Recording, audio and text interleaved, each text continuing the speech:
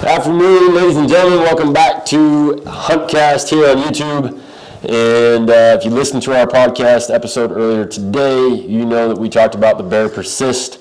So we're going to give you the video breakdown on it. So all the specs we gave you, we'll run through some of the basic ones here on the video side. So this is the Bear Persist. This is their flagship bow for this year. Kind of a leap from where they were last year with their flagship bow. Still staying somewhat in the same price vicinity. So from last year's bow, what came over to the Persist is the EKO cam, tunable roller guard, and the riser level.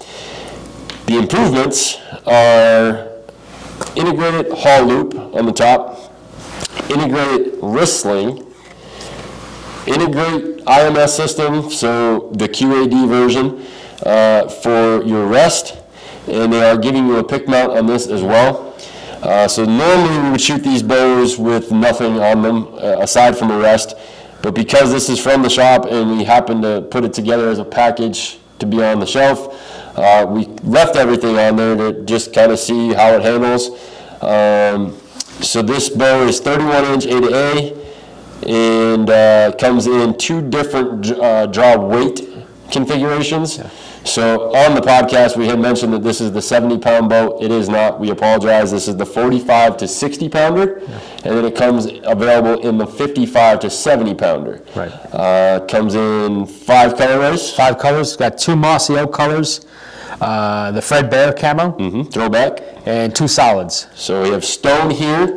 And then the other is like an OD green. But it's pretty standard. The stone now is pretty standard across everybody's brands. Everyone's got it, Other big features, you have the rubberized grip on the back with the finger indentions on the front, and you also have a rubber shelf, basically a pad, so you don't have to worry about your arrow bouncing around making a bunch of noise. We do have the new Propel Trophy Ridge rest on here, which is the new limb-driven rest.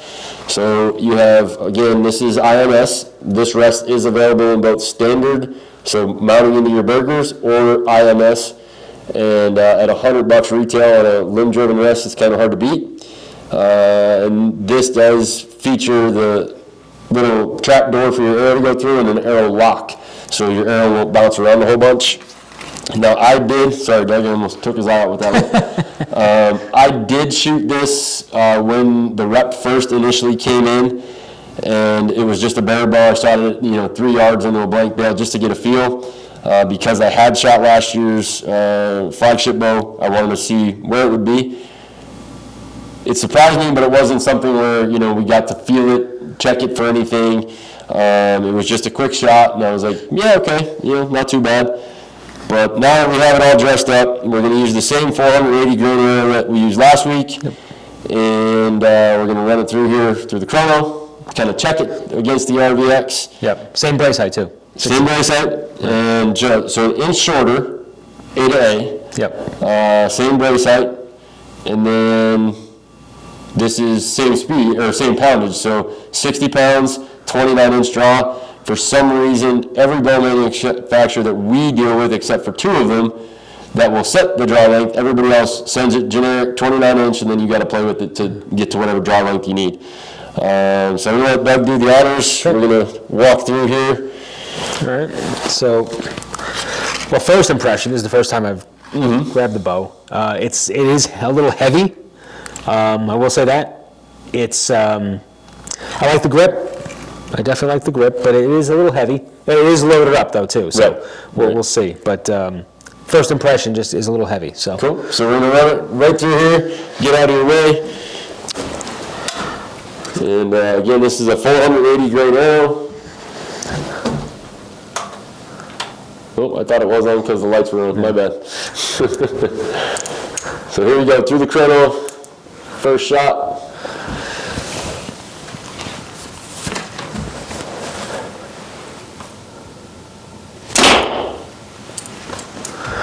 266. 266. Okay. So that's quite a bit faster. Yeah. So if you remember, last week we shot the RVX and we also shot Doug's RevX. And they were 256, 258. Yep. So you're 8 feet a second faster. Yeah. On this guy. Yes. Kind of surprising. Yeah, I mean, I don't want to say for a bear, but kind of for a bear. So as you know, most of you know, Bear is well known for their price point bows, beginner intro bows. So the flagship bow, being, now that we know it's shooting a decent speed, at 1249 really isn't much of a ask for that. And now I'm gonna bust one through here like I did last week. Yeah. And Megan is gonna stand behind me a little bit because I'm not gonna be able to see through the chronograph. So let's see what we get here. That grip is really nice. It's very comfortable. Helps if you lock the release correct. There you go.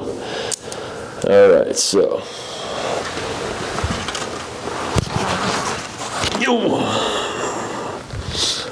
Up a little bit. Yeah, you go.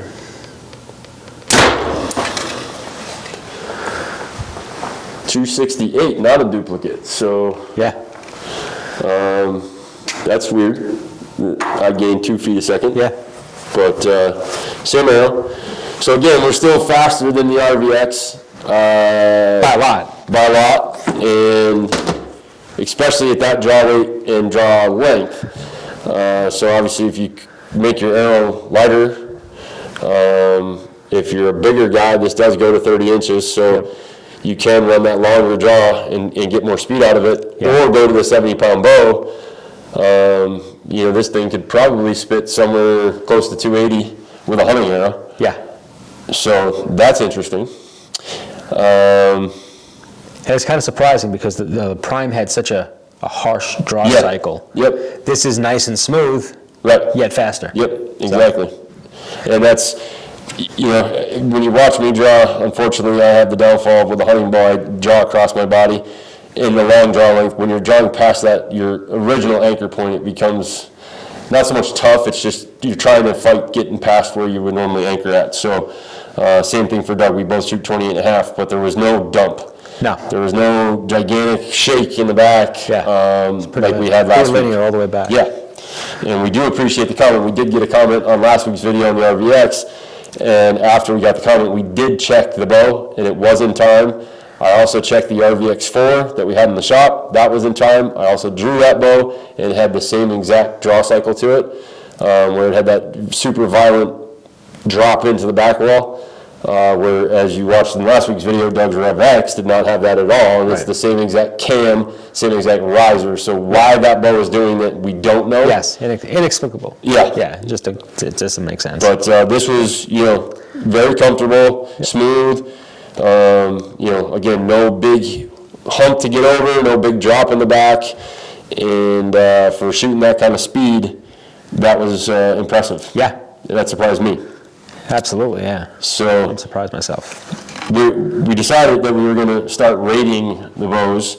1 out of 6, basically 1, 2, 6. Yeah. So we'll start with the RVX. So obviously the RVX had really good fit finish. Yes. Held really nice. Yes. Great balance. Yeah, exactly. Holds really nice. Bolt balances very well. My biggest thing is obviously being in a tree stand or in a saddle, in my case, having that draw cycle is no bueno. Yeah. So I would rate the RVX at a 4 based on the draw cycle alone. Yeah. So this bow has a lot of extras going with it. You got the haul loop, integrated wrist slings, so you don't have to worry about. That's the biggest thing with wrist slings is when you're taking a stabilizer off, especially one that mounts behind the stabilizer, like falls and banging around when you're trying to put one in the press. So having that, the haul loop, they gave you all the integrate, all the pick mount, got some side riser, vibration damping going on. Yeah. But all in all, clean bow, and has a good draw cycle. So I'm going to go with a 5, only for the fact that even if I think we took the sight and this quiver off, this bow is still pretty heavy. Yeah.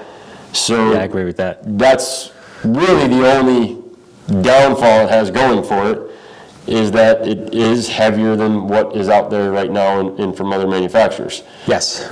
But, you know, all the pros it has going for it at $12.49 compared to most manufacturers in the $12.99, $13.99, $14.99 arenas, you're getting a heck of a lot of stuff in a bow for $12.50 that's shooting almost 10 feet a second faster than a flagship from a well-known brand as well. Yeah. So, yeah, I would definitely take this over the Prime for sure. But the bow we're going to talk about next week, both on the podcast and here on YouTube, will be the APA Black Mamba 29. Now, we both have drawn this bow. Yes. We've both shot the bow, and we may have to give it a click or two down because it is super aggressive. Yes.